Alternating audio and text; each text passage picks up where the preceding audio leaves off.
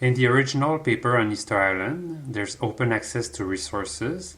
That means that farmers harvest as long as there's a slight advantage to doing it, instead of forking on the other sector.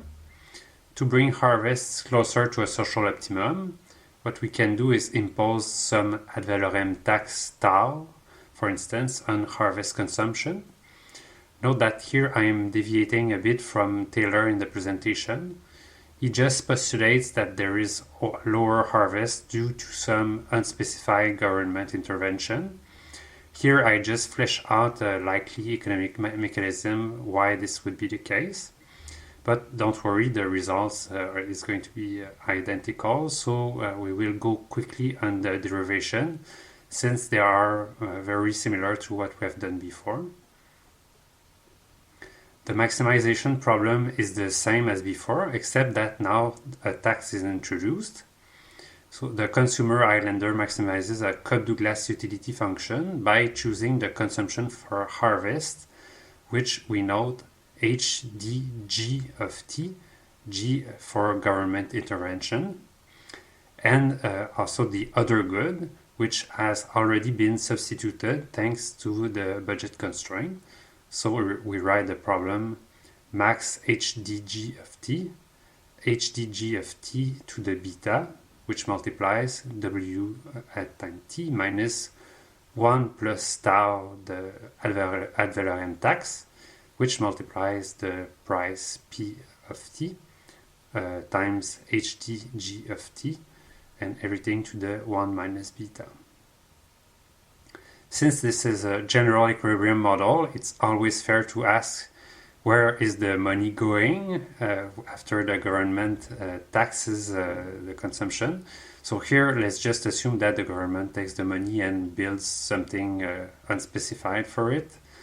So, but it's not lost. And so the first order conditions are the same as before. So instead of showing it, I'll just show what we get as harvest demand once we solve for it. So it is HDG of T equals to beta times the wage rate W of T divided by 1 plus tau the tax times P of T. So obviously if we impose a tax, then it reduces people's demand for harvest in that case. After aggregating, we get the total demand for harvest on the island, capital HDG of T equals to beta times WT LT, the total labor force, divided by, again, 1 plus tau times P of T. We can, as before, inject the wage rate directly since it's a unified wage rate. So it's WT equals WHT, the harvest in the wage in the harvest sector, which is equal to alpha PTST. This hasn't changed. So where, of course, ST is the stock of resources. And we impose the market clearing condition for harvest. So the harvest demanded on the island has to be equal to the harvest supply. So capital HDG of T equals HS of T, the supply, which will be simply equal to the harvest consumed on the island, HG of T. So the total harvest function is thus HG of T equals to alpha beta, which is divided by 1 plus tau, that's the change, which multiplies S at time t, L at time t. So again, the conclusion is very intuitive. Taxes on food discourage harvesting. Their effect counteracts alpha, the harvesting efficiency, and beta, the islander taste for food. Note that we can recover Taylor 2009 just by substituting 1 over 1 plus tau by G in his notation. Let's now present the new population dynamics after these two changes. So the law of motion of human population is L dot T, which is the L dt, the change in population by unit of time, equals to B minus D plus phi HGT, the harvest after government intervention, divided by LT, the population, everything multiplied by LT. So again, here there's a slight change from Taylor's notation. He just replaces B minus D with B, since they are essentially redundant parameters. Here I keep the same just to have the same notation as before. After what we can do is, of course, substitute the harvest, and we just get L dot at time t equals to B minus D plus alpha beta divided by 1 plus star times phi s at time t, all multiplied by LT. We find the steady state by imposing that the population does not change at steady state, and find a very similar equation as before. L dot star, the change in population at steady state, has to be a function of the stock of resources S star and at steady state, and the population L star at steady state. So it's just B minus D plus alpha beta divided by 1 plus star phi S star that multiplies L star. And of course, these are equal to 0 at steady state. So what are the steady states here? Well, we see that L star equals 0 is still a steady state, because as before, if we have no people on the island, then the population does not change. And of course, to get the sustained island steady state, we have to set the inside of the parenthesis to 0. And when we do that, we can just isolate S star and get the following. So S star equals to 1 plus star divided by alpha beta, that multiplies D minus B divided by phi. So it's obvious here that taxing food is good for nature, for the stock of resources, because why? Taxes reduce harvest intensity, so they allow for a higher steady state stock of food on the island. Lastly, let's investigate the new resources dynamics. The law of motion of the resource stock is, as always, natural growth minus harvests. So we write it S dot t, so ds dt at time t equals to the natural growth and function of S at time t minus the harvest under government intervention hg of t.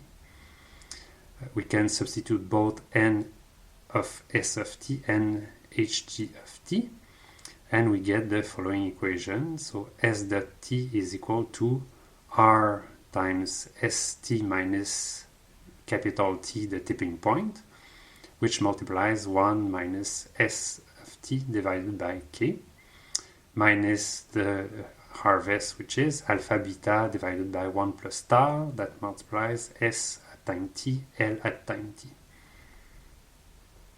Question for you. Imagine that S at time t is equal to capital T, the tipping point.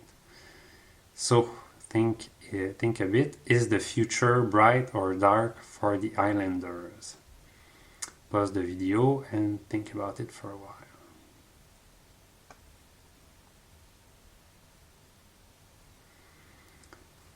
Well, no, it's not looking very good.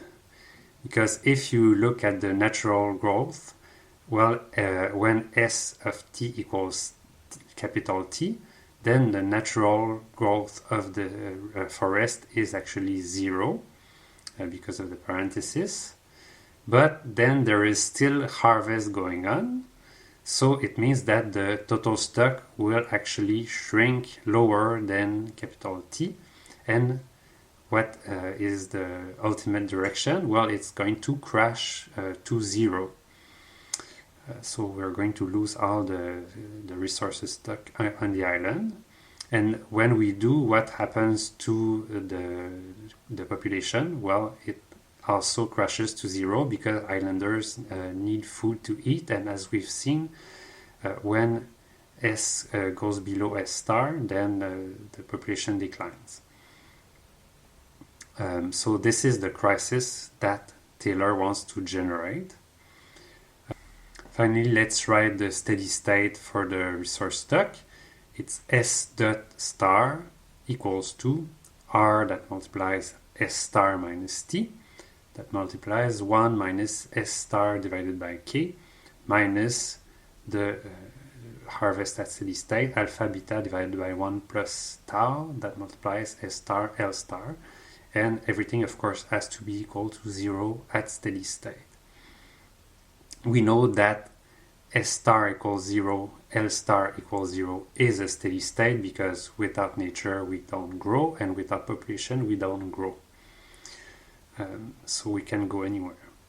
But we can also find the sustained island steady state by injecting the sustained value of S star to sustain a stable population, and then solving for L star. I will spare you the algebra, but I encourage you to look at it for yourself. It's always useful. So the final answer is L star equals to R that multiplies 1 plus tau divided by alpha beta minus phi that divided by D minus B multiplied by capital T, which multiplies 1 minus 1 plus tau divided by alpha beta multiplied by D minus B divided by phi that multiplies capital K, the island's carrying capacity. So in terms of comparative statics, what does that mean? Well, we see that since capital T, the tipping point, reduces the natural growth of S, the resource stock, then it's also going to reduce harvests, and thus it's going to reduce L star, the sustained island population of islanders.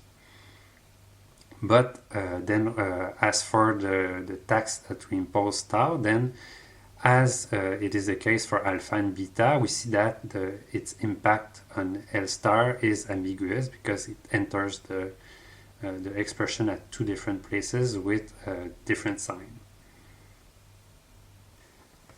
Let's now look at the most interesting part, the full dynamic of this new system, and see how the introduction of a tipping point and taxes change them. Of course, the question is will this new simulated Easter Island now crash, or will it still endure and converge to a sustained island equilibrium and avoid a complete collapse? So these graphs show the dynamic of the system with S on the horizontal axis and L on the vertical axis. Don't get confused, in the original paper these axes were reversed.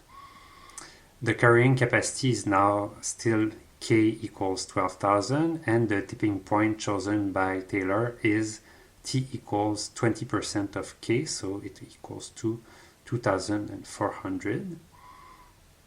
Now the blue lines represent the limiting case for a sustained system. These trajectories reach what we call a saddle point at S equals T and L equals 0. So if we start from any point under this critical line, we see that the island converges to the sustained steady state case.